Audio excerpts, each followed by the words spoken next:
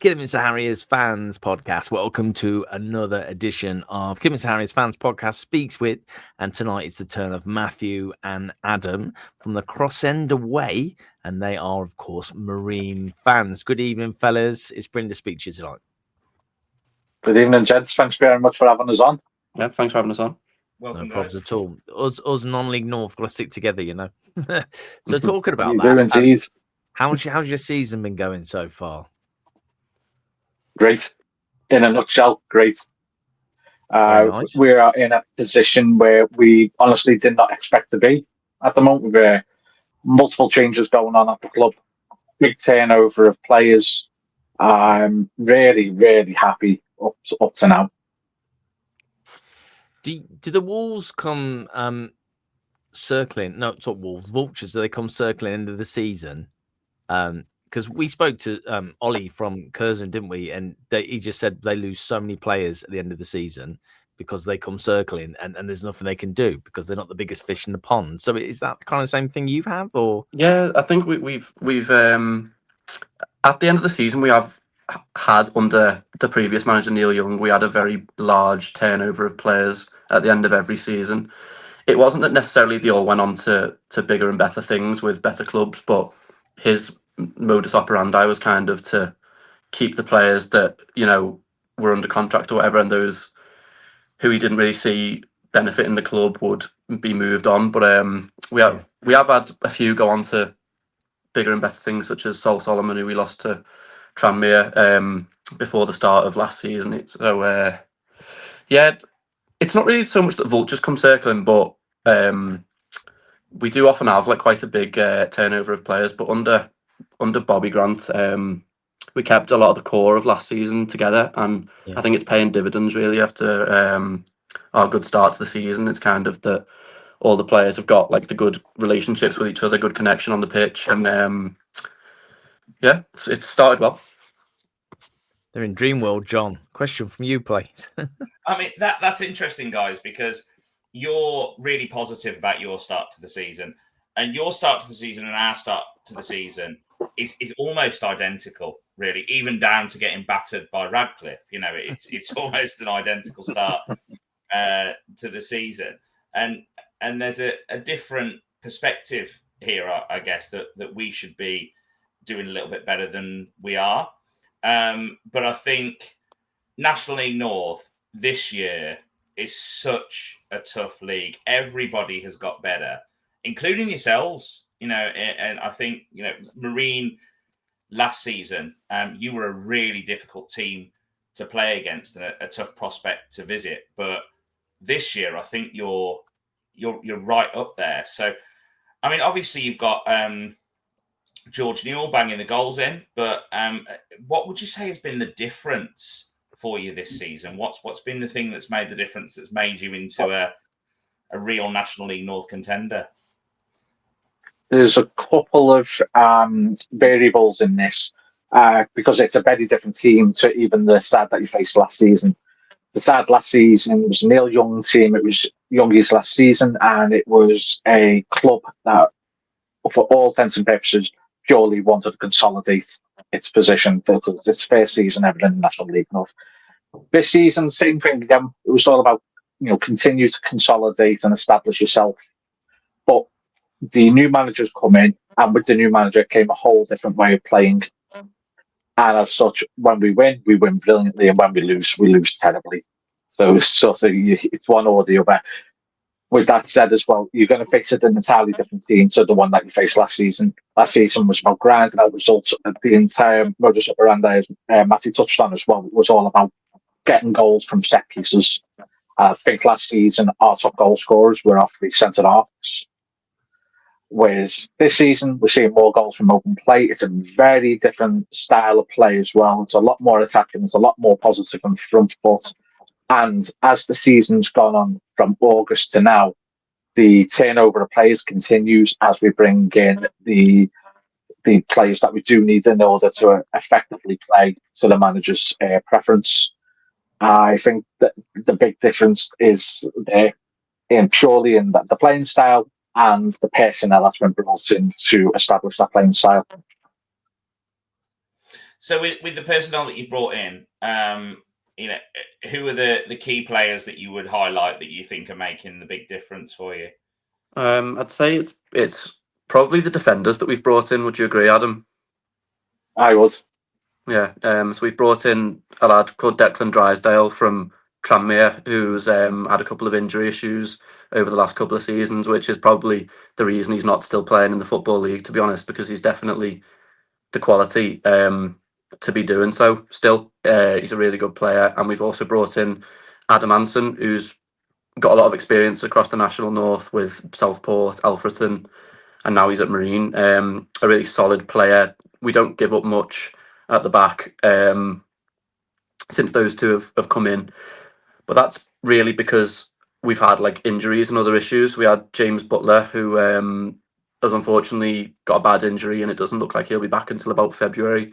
So our hand's been forced a little bit with going into the market and bringing in some players. But from an offensive point of view, we've brought in Ash Hunter, who's unfortunately injured now, so he won't be playing against you guys. But he's been pivotal to our good start to the season because he's really good on the ball, really technical player, can make things happen out of nothing, really.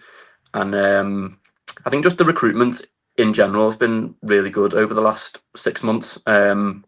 Even George Newell, he's been on loan with us before a few years ago, and when he signed, a few people were raising eyebrows, thinking, is this the player that we really need to start lifting us up the National North table from where we were last season? But so far, he's proven to be that player. He's a physical presence up the pitch, can make the ball stick and bring other players into play, which is the style that Marine have been playing this season. It's working well.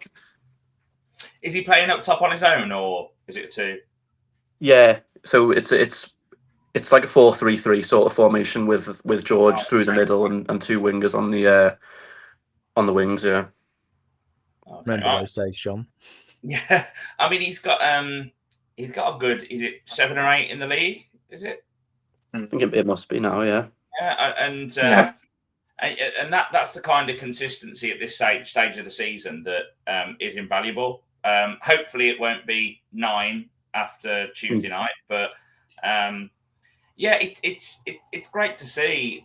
After last season, I went to the game when we played you away last season, and one of the things that I really enjoyed about your ground is one thing I loved was the guy in the houses on the far side who's got a little hut set up in his back garden to watch the game. That's funny. But also on the far side where there's a little bar at the back of the stand, having a chat with some of the fans and talking about your ambitions as a club. And I think, from where you were to where you are now, you're consistently achieving your goals, and like you say, you're recruiting well to do that. So it's nice to have what feels like a solid presence in National League North, and I'm sure that you'll be, hopefully here for many seasons to come. Hopefully we won't be. It's about to say. Sorry, Wes, over to you. I've monopolised the question. No, it's absolutely fine. It's absolutely fine.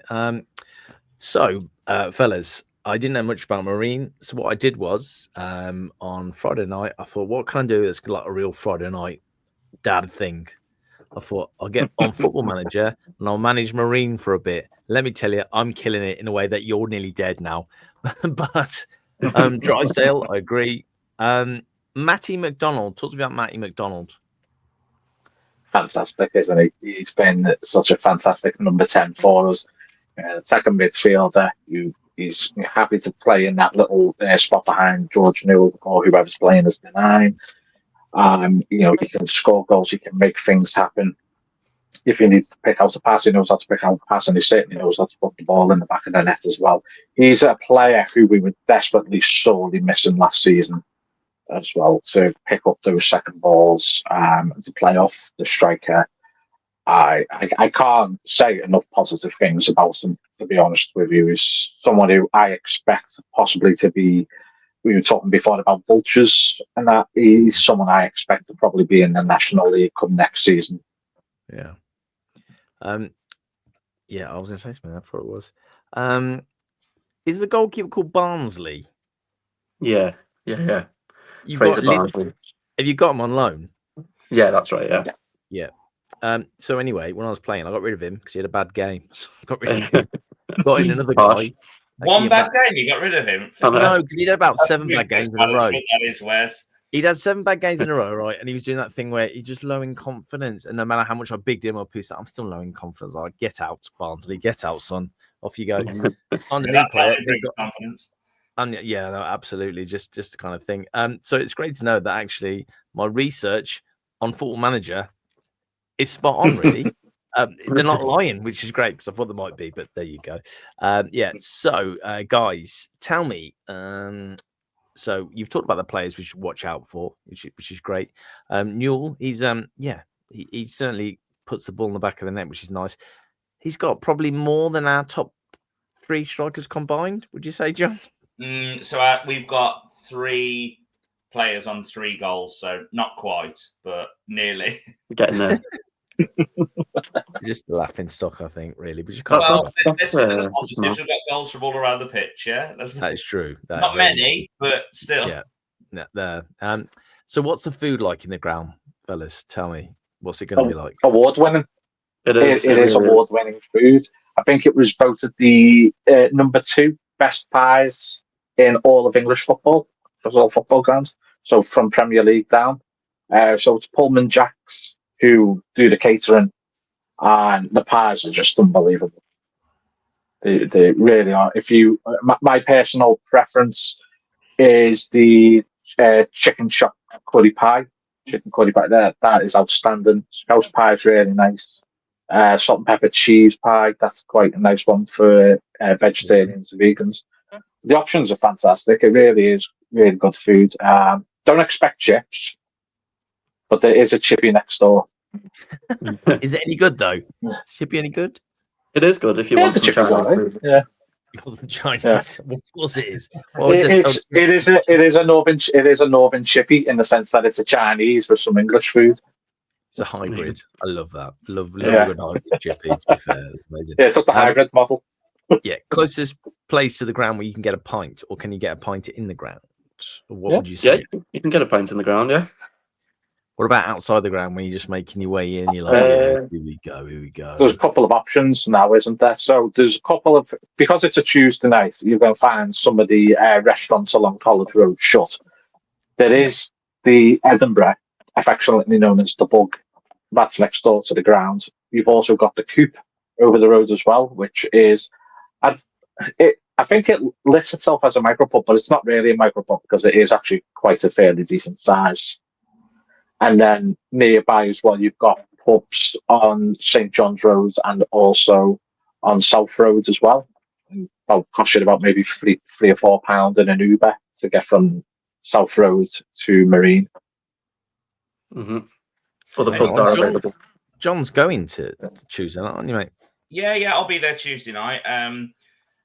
We've disappointed last season because we were meant to play you on a Saturday and the game was called off. I don't know if you remember. So we ended up on the Tuesday night and Tuesday night again this season.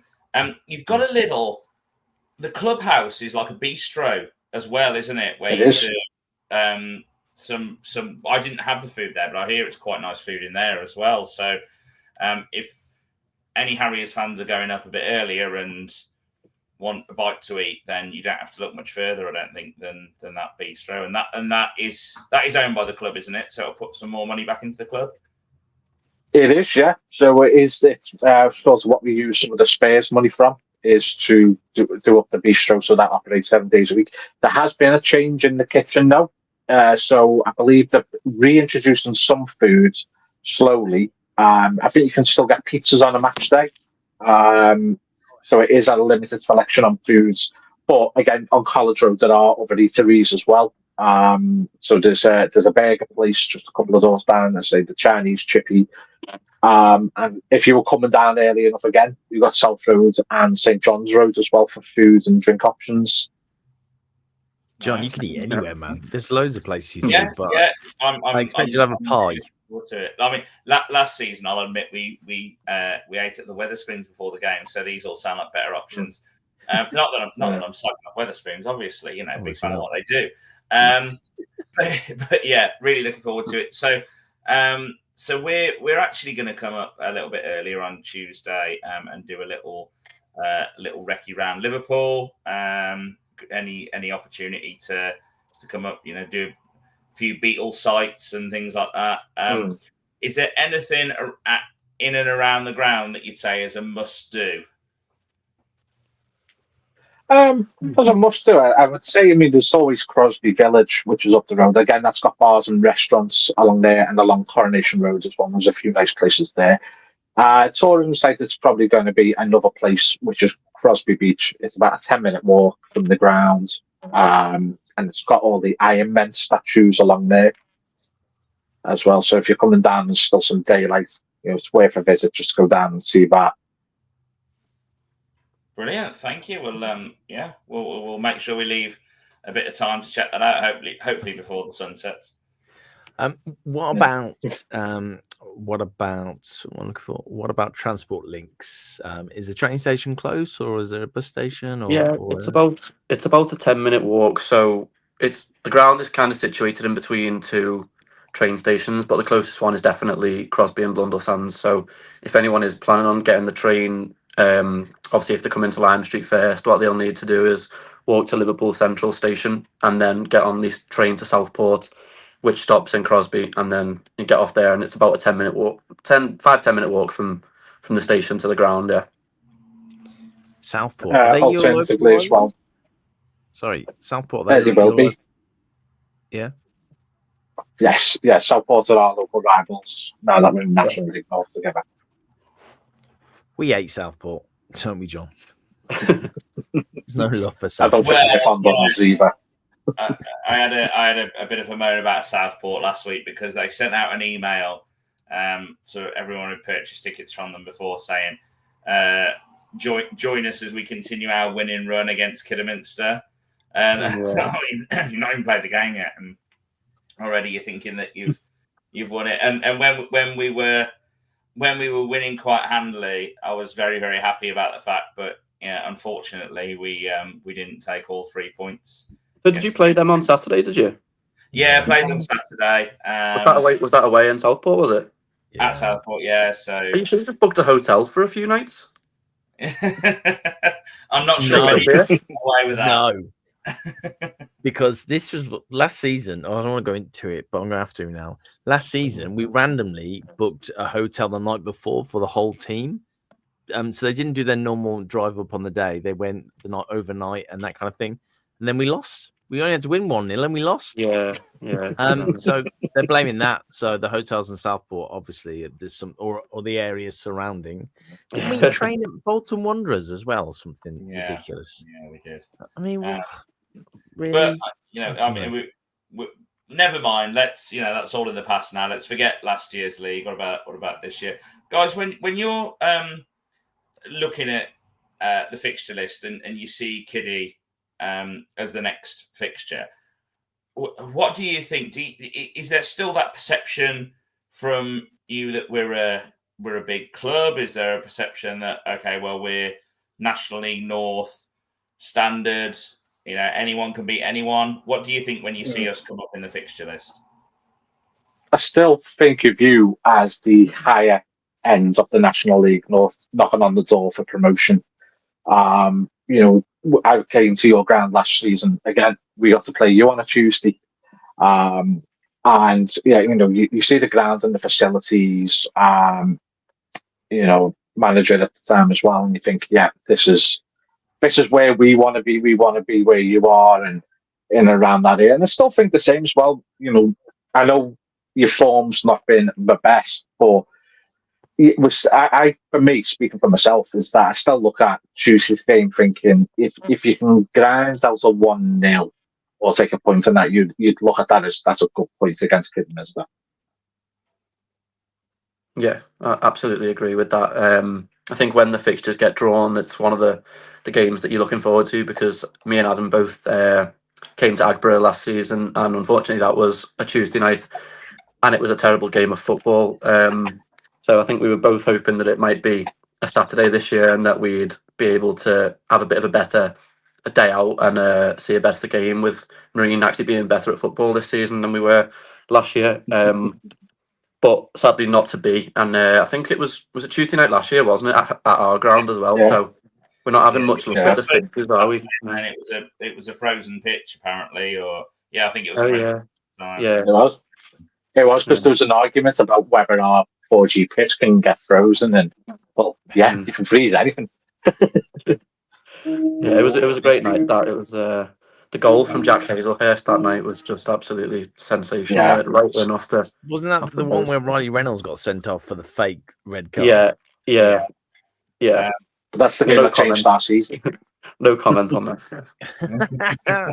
Because it wasn't, and he didn't get anywhere near him. But the ref was like, obviously, the wrong side of him. He's like, "No, off you go, son." Look, we all have our gripes with the refs in this league, don't we? We're on the wrong end of plenty of decisions. Apparently, it works. Yeah, it swings and roundabouts, doesn't it? It does. It swings and roundabouts, and at the end of the day, you can see behind me, with VAR causes more trouble than what it's worth. The referees at our level, they've got one chance to see it. Sometimes they'll make mistakes, but it's always honest. I completely agree. And like you say, swings and roundabouts. And I think it all comes out in the wash. You get some good decisions go your way decisions go your way that probably shouldn't have done. You get some decisions go against you that, you ruin for, the next half of the work week.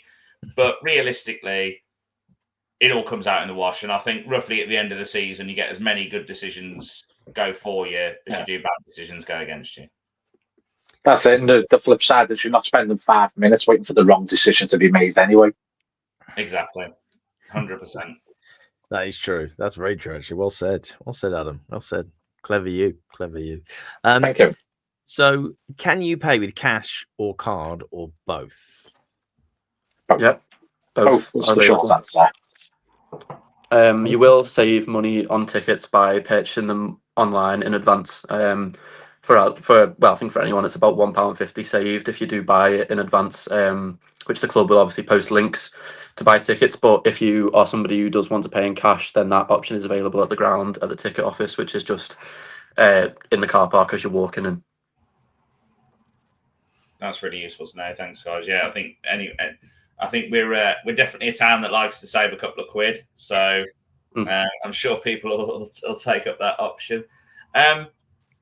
So the big question, guys, and I'm stealing Wesley's thunder because this is usually his question. Score prediction for Tuesday night.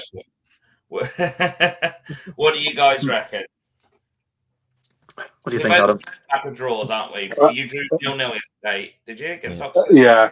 We drew 0-0, a game that we possibly could have won. I mean, this is one of the great things about National League North, and I suppose non-league in general, is the goalkeeper who played for Oxford never met his teammates until he was in the dressing room at Marine. That's how quick notice it was. First time he met them was when he was getting changed before playing, and he came out and had the game of his life. Of course, he by did. all accounts. Always the way.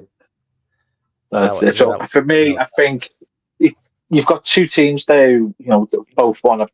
You guys want to get the win because, of course, you want to reassert your position of where Kidderminster really should be in the league. We just want to keep riding the edge of the lightning bolt that we're on at the moment. I think really you could probably end up seeing it as a 1-1. I'm going to go for 3-1 to Marine with a dodgy red card for Kiddy. Lightning strikes twice. There we go. No, honestly, 1-1 would be a good result for us. I think at this point, I think we're unbeaten in 4 or 5 games, aren't we, Adam? So to keep up that, we are. Last 5. Yeah, it's 3 wins, 2 draws.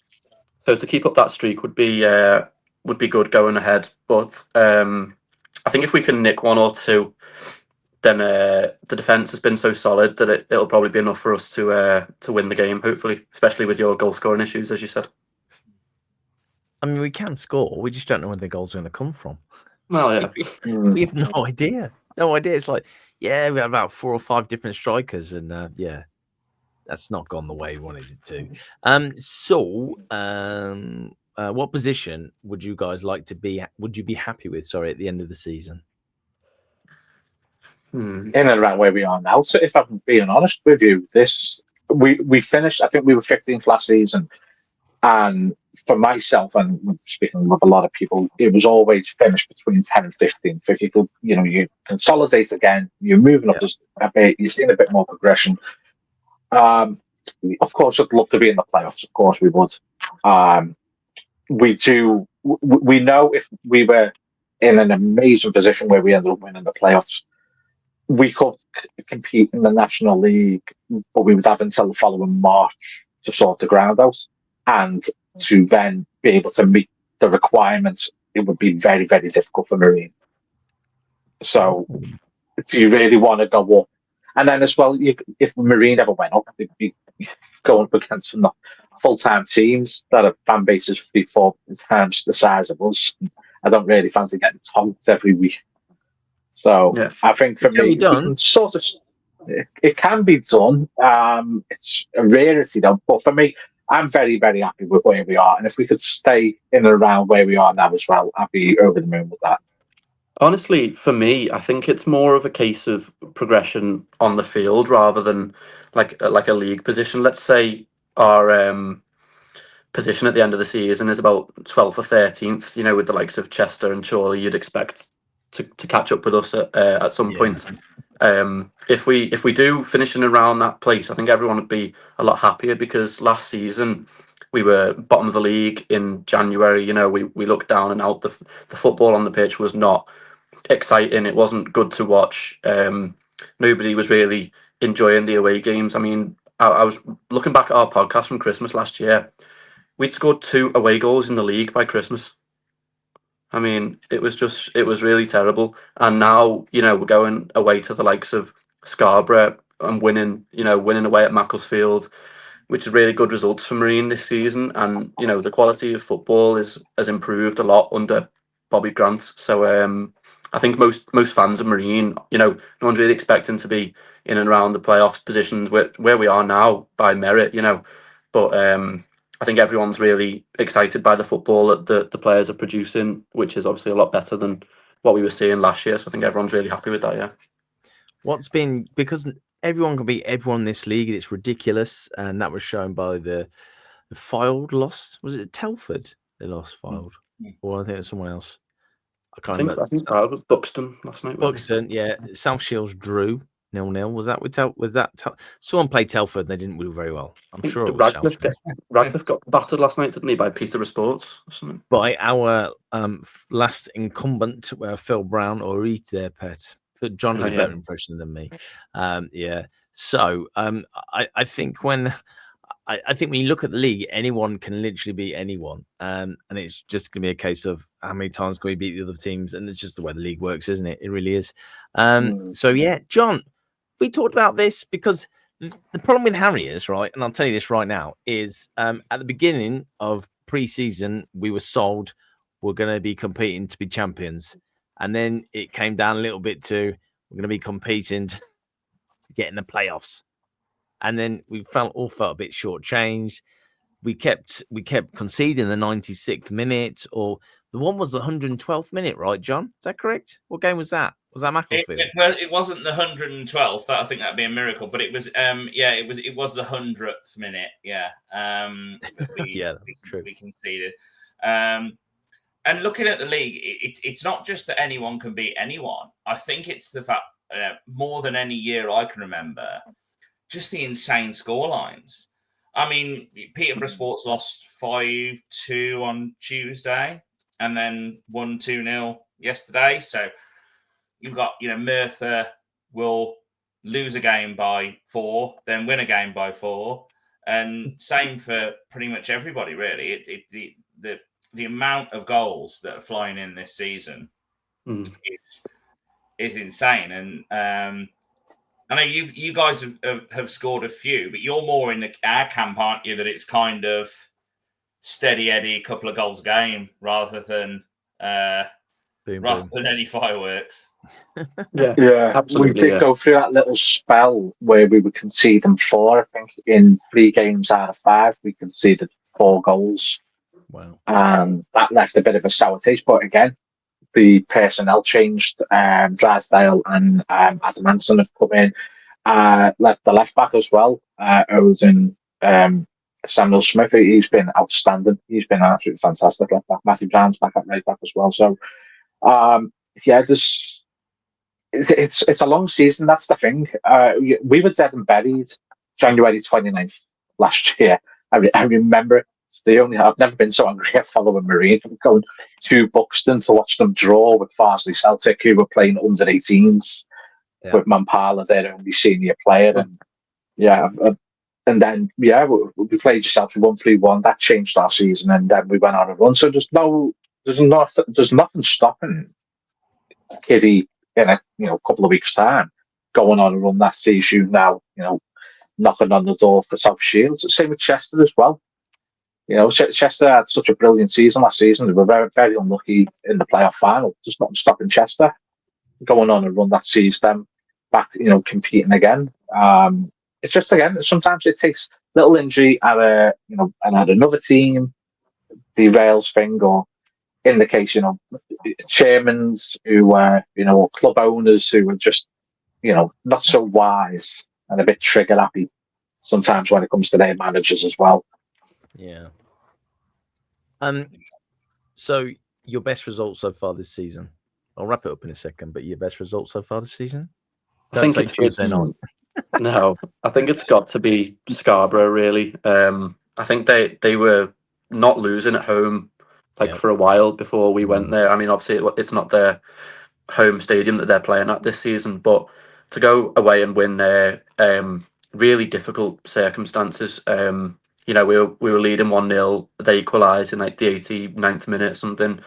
You're thinking, right, let's just hold on for a draw, and we'd run up the other end and stick one in the top corner, which was just absolutely amazing. But yeah, we've had some great results, even beating Telford. I mean, you'd imagine that's the sort of team. Yeah, you'd imagine that's the sort of team that we'll be competing with, for the same sort of position come the end of the season, maybe.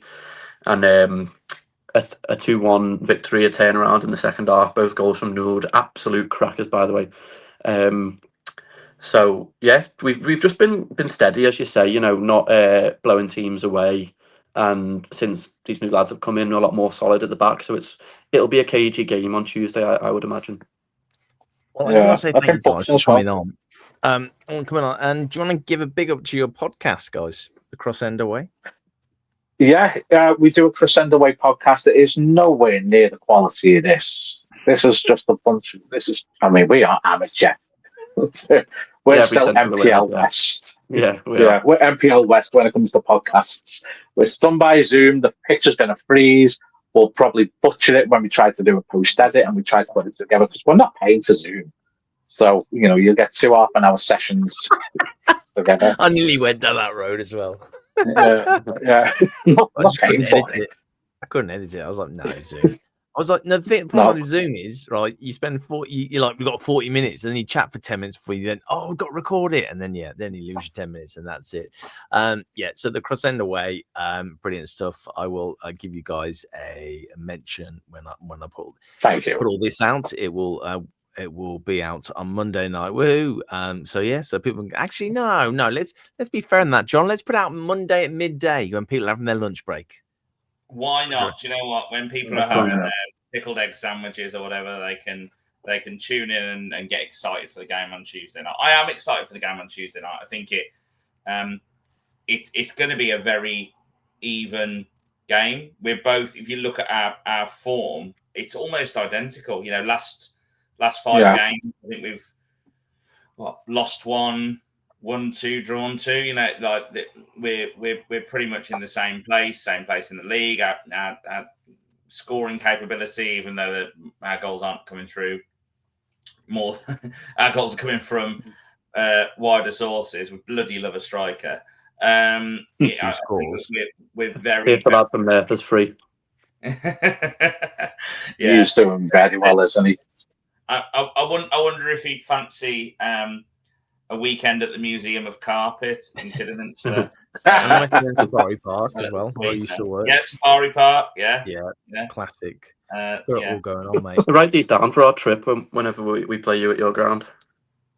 That's it. When we went to King's Lynn, we did that. There was a Kraken Owl sanctuary, a Longstanton Spice Museum. Did you? And did you frequent that'll suffice. such an owl sanctuary, not surgery, because that'd be really weird. No. You know, King's Lynn was a funny one because King's Lynn was heavily segregated. And I don't believe in segregation, so I just put on my best German accent, blagged I was a tourist, walked in, went and watched a bit of the football in the early kickoff, enjoyed playing, and then walked around past all their fans, you know, as they're shouting "Use Ghostbusters," like, "Afternoon, gents."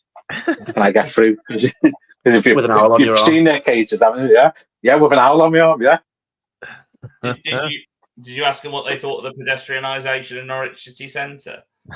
I did, and I mean they weren't keen on it as well.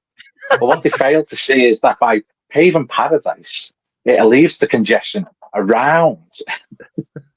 Well, that's something they fail to see, perhaps because it doesn't fit. They failed to see.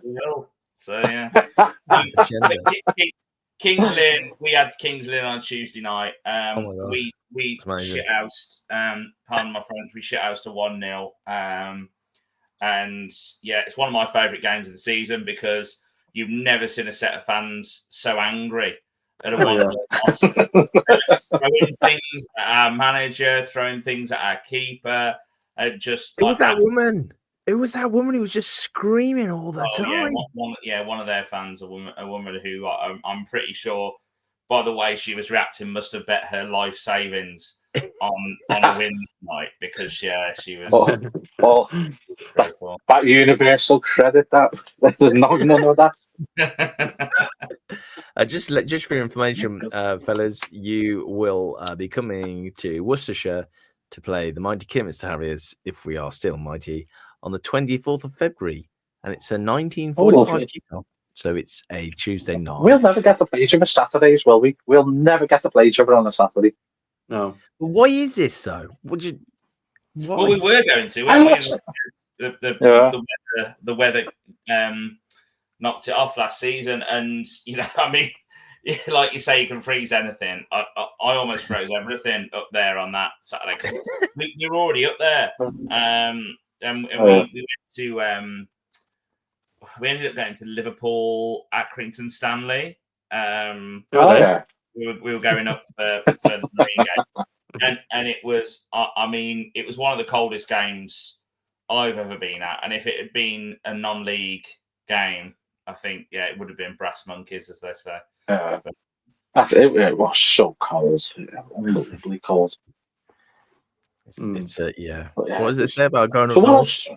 It's grim up north. Sorry, carry on. I was going to ask you, so where is it going wrong at the moment then, from last season to where you are now? What has changed in that period of time? John, do you want to take that? Yeah, I'd say where your player turnover has been largely positive, our player turnover hasn't so much. I think we've unfortunately lost some players who were really clicking together last season, and they've been replaced by players who are struggling to hit the ground running, We've got one midfielder, for example, who is just starting to come good now. At the end of November or mid-November, and you know, he came with Adam Murray from Eastbourne, and a few of the players that he brought with him from Eastbourne have struggled. Two of them have already gone because they haven't been able to adapt to National League North. And you know, it must be lovely in the south. You know, you get all this time on the ball, like all the technical stuff, and you know, no one absolutely clatters you. But yeah, so that is really the issue. The player turnover, like, it's been positive for you, and that's great for you guys. It's just been really negative for us. We've lost our 30-goal striker from last season, and he's been playing with some real quality. There is some real quality there, but they're just not quite clicking yet. But you think, like you were saying about being trigger happy, I think the squad's there. It just needs a run of games where they're clicking and getting into the right positions and making the most of those chances, because we're creating loads of chances, but just not sticking them away. Yeah, well, but that is football is such a confidence game. It really is, as cliche as it sounds. And so, you just need to make sure that it's an environment that allows somebody to thrive in, and that, because when you've got people kicking off on social media and in the ground and kicking off before the game's even started as well, it creates that negative vibe. And I found in my time with Marines that if you can try and harness a positive environment that allows a player to express themselves in the best way, then that way, spend 90 minutes singing at Kidderminster as opposed to some other clubs that we go to where they haven't got a single song about their own club. Yeah, I hear what you're saying there. I think those are wise words that we could do to excuse me, take on board, Wes? Absolutely. Oh, John's dying. Yeah, sorry, John.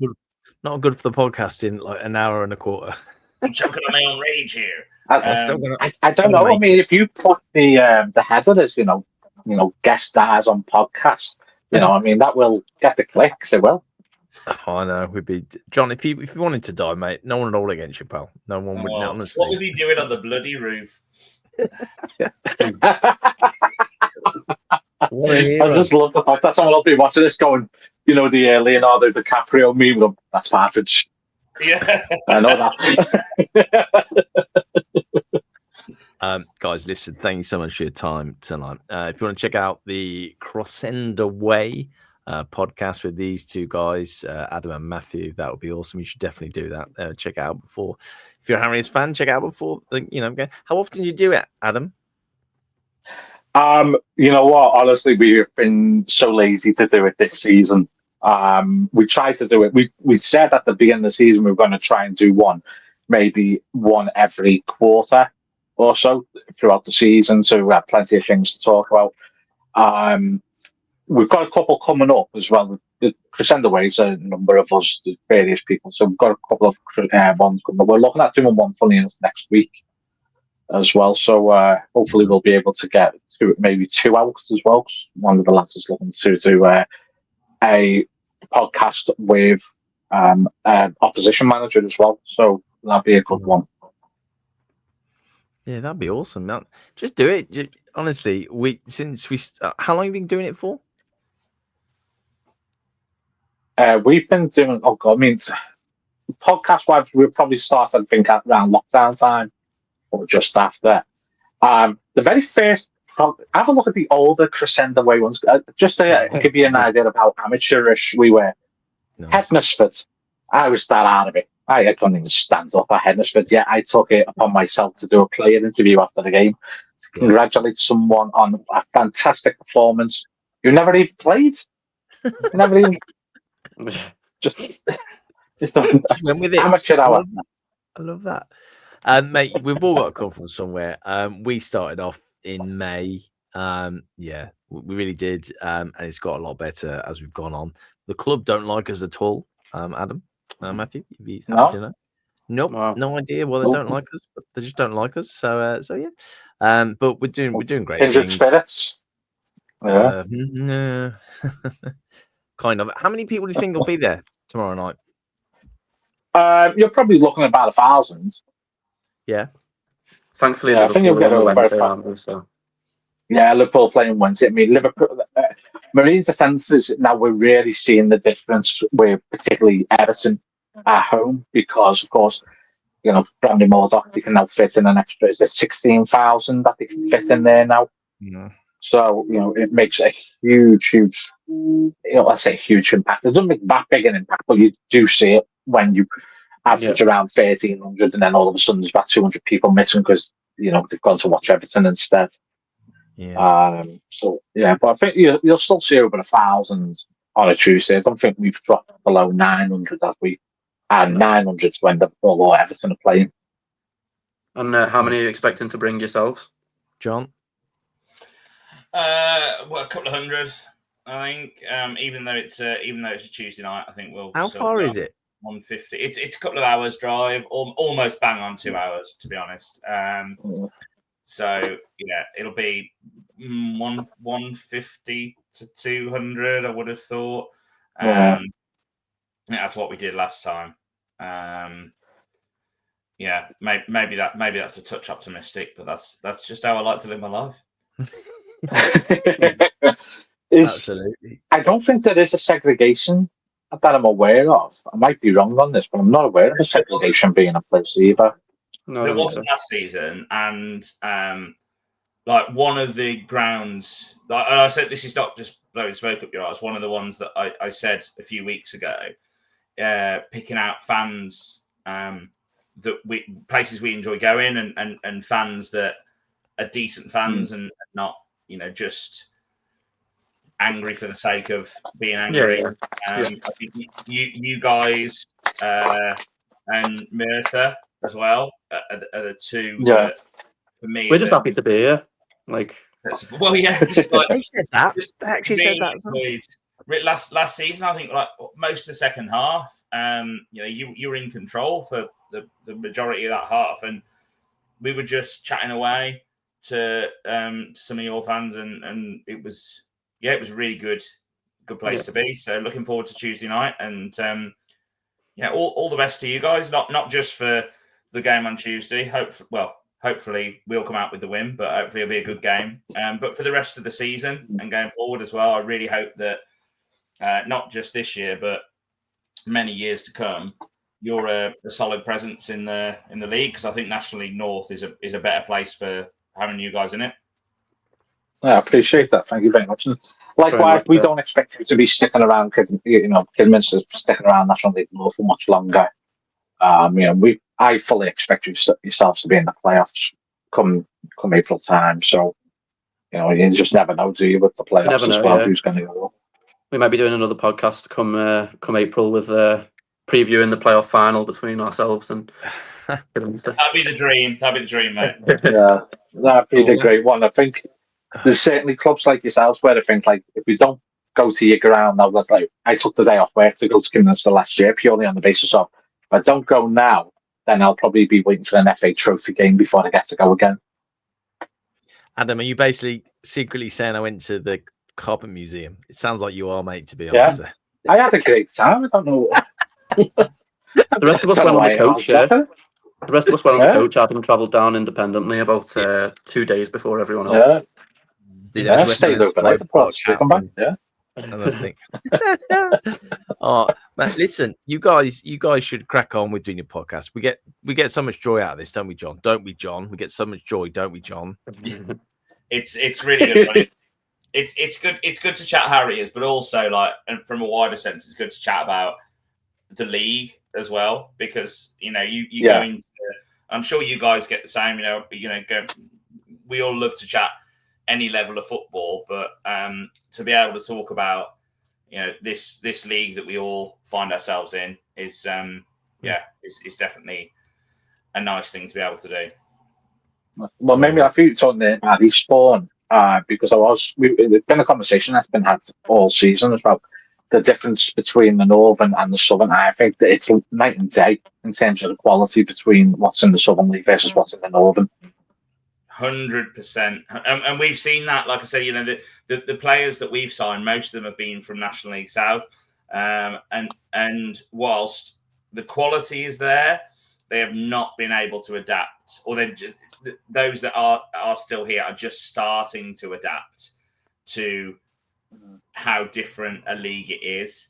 It is so much more physical. You get so much less time on the ball, and it's probably not quite as pretty to watch. There probably isn't quite the technicality there that there is in the South, but it's more non-league. Grit. What you say non-league football should be, really, I think. Yeah. It's a lot more gritty. Which is the terminology I like to use. As you say, it is much more physical, much more demanding as well. Absolutely, mentally and physically demanding. I'd say much more so than the South. You go and watch a National League South game this weekend, and I guarantee you'll either be mugged or disappointed. But you go watch a National League South game, and it's just going to be, like you say, night and day. There's going to be people are going to have so much time on the ball. There's going to be a lot of fancy, pretty stuff, but it won't be the real grit and passion that you get in the National League North. And I love this league. Don't get me wrong. I'd like to get out of it, but of course, I love playing it. That's it. I mean, when you look at the size of your ground, I mean, that's a League 2 standard ground, isn't it? It sort of feels a bit out of place when you go to some National League North grounds, and like ourselves and like Radcliffe. I think one of our friends, Michael, who's on past Christian's away as well. He was saying the similarities between us and Radcliffe, and you look at the grounds and everything like that. It is just so similar. And then you say you go to like yourselves, or you go to like a Hereford or someone along that last season, or Scunthorpe last season as well, weren't they? Yeah. I always knew Scunthorpe as a championship team when I was, as a teenager, and then early 20s as well. Yeah, and there's so many teams that have ended up down here for one reason or another. And in a way, that's good because it raises the profile of the league. It raises the competitiveness of the league and the investment in it. But yeah, hopefully most of us are aspiring to even when if you consolidate for 3-4 years, hopefully that beyond that you can look up at National League and beyond. And Hereford, you mentioned Hereford. I'm sure that none of us really want to see them go down, do we? Really, apart from all of us in Kidderminster. But my only thing with Hereford, fix your ground up. And the kids on that, it's famous and iconic. I don't know anyone who knows it, to be honest with you. I think they over it a little bit. But the facilities that grounds is awful. It's an awful ground as an away fan to go to. Terrible. And we have to go there every Boxing Day. We always get we play them every Boxing Day, and I think we've been drawn away to them for the last maybe 4 Boxing Days. So imagine that you've just had your Christmas dinner, and you wake up the next day, cut the Quality Street for breakfast, and then you've got to go there where there's it just everything is just a building site is not fun. But anyway, shall we say good night after slagging Hereford off? It's the way we always strictly starting soon, isn't it? Well, what was supposed to be a 20-minute conversation, we did really well there. 53 minutes, guys. Thank you so much, Matthew and Adam from the Cross End Way. I can't wait for the game tomorrow.